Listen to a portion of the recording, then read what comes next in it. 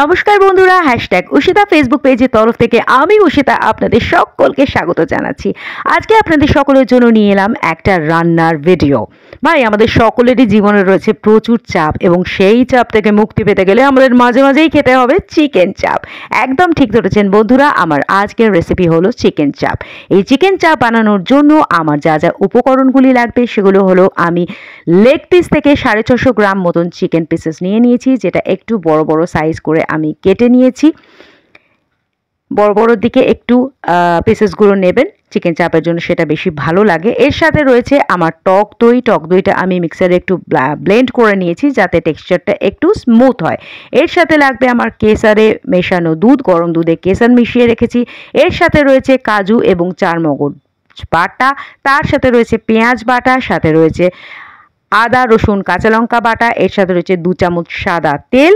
এবার রয়েছে কিছু গুঁড়ো মশলা, যার মধ্যে রয়েছে চিনিটা আপনাদের স্বাদ মতো দেবেন, নুনটাও আপনাদের স্বাদ মতো, গরম মশলা, ছাতুটা রয়েছে কিছুটা বাইন্ডিংয়ের জন্য। এখানে রয়েছে এভারেস্টের বিরিয়ানি মশলা, আপনারা চাইলে ঘরেও বানিয়ে নিতে পারেন। এর সাথে রয়েছে কিছুটা ফুড কালারটা দেওয়া হয়েছে সুন্দর রঙের জন্য, আপনারা চাইলে এটা স্কিপ করতে পারেন। একটা কানে কানে কথা কিন্তু আমি বলে দিই বস, সেটা হচ্ছে যে এই ফুড কালারের বদলে আপনারা কাশ্মীরি লঙ্কা গুঁড়ো এবং হলুদ গুঁড়ো ব্যবহার করতে পারেন, কিন্তু তাতে কিন্তু রং কিন্তু দোকানের মতো আসবে না বস।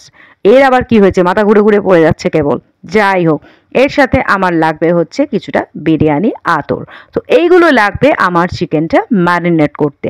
তো উপকরণগুলি আমি সব কিছু চিকেনের মধ্যে আস্তে আস্তে ম্যারিনেট করে দেবো এবং সেটাকে আমি কিছুক্ষণের জন্য নর্মাল ফ্রিজারে রেখে দেবো আধ ঘন্টা। তো চলুন একে একে আমি মিশিয়ে ফেলি সমস্ত উপকরণগুলো। প্রথমে দিয়ে দিলাম পেঁয়াজ বাটাটা, চিকেনের মধ্যে মিশিয়ে দিলাম।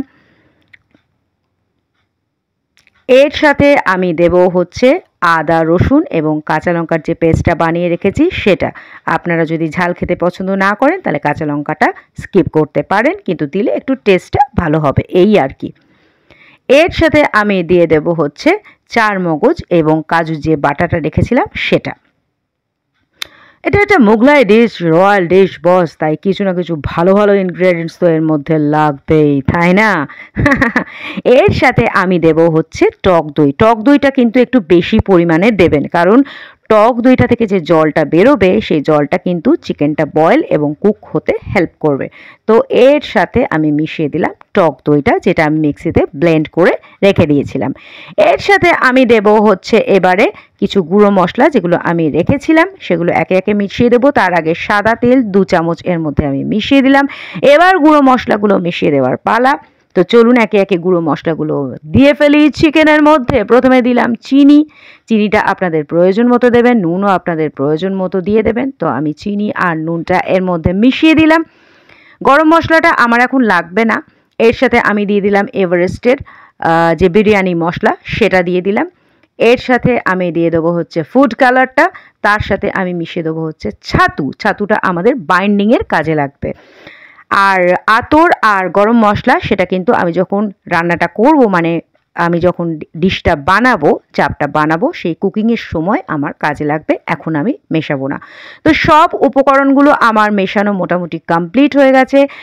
এরপরে মাসলকে চিকেনের গায়ে পুরো মশলা মাখিয়ে দিতে হবে, ভালো করে চিকেনের গায়ে পুরো মশলাটাকে মাখিয়ে দিতে হবে।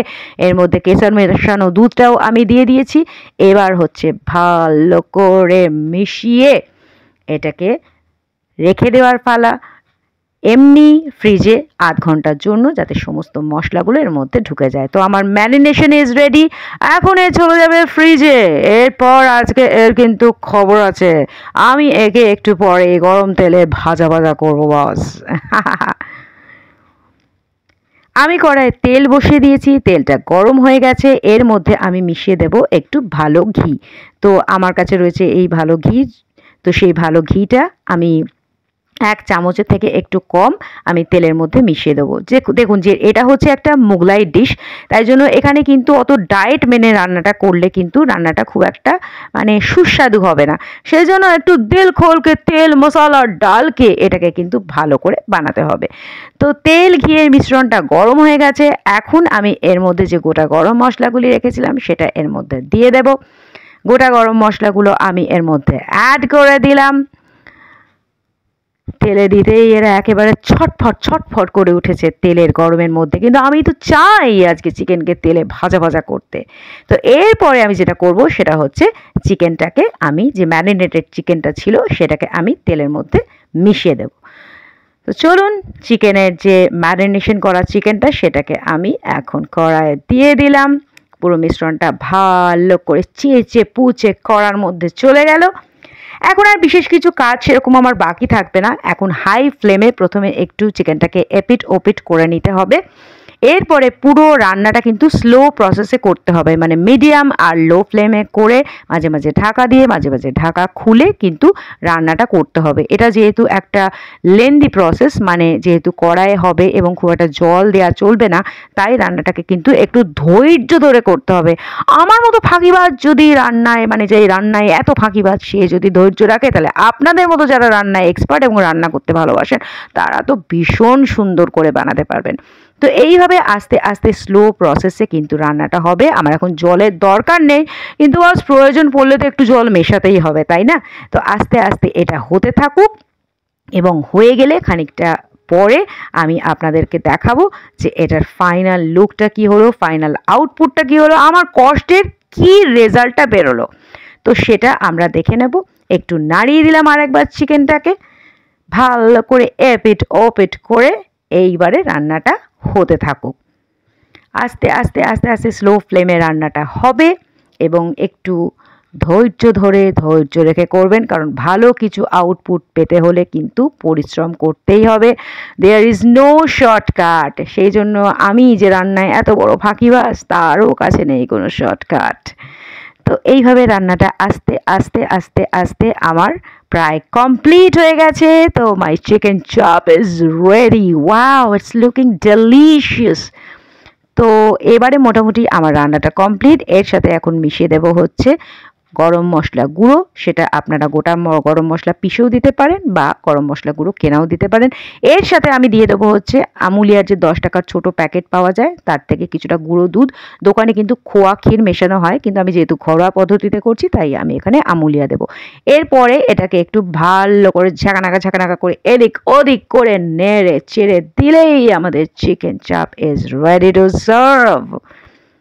তো এইভাবে রান্নাটা আমাদের কমপ্লিট হয়ে গেল এবং নাও দ্য চিকেন চাপ is ready to serve with গরম পরোটা, পোলাও, বিরিয়ানি, রুমালি রুটি, তন্দুরি রুটি, নান, আর কি। তো যাই হোক, আমার এই রেসিপিটা যদি আপনাদের ভালো লেগে থাকে তাহলে অবশ্যই আমার ফেসবুক পেজ, আমার ফেসবুক প্রোফাইল এবং আমার ইনস্টাগ্রাম হ্যান্ডেল #উশিতাকে ফলো এবং লাইক করতে ভুলবেন না।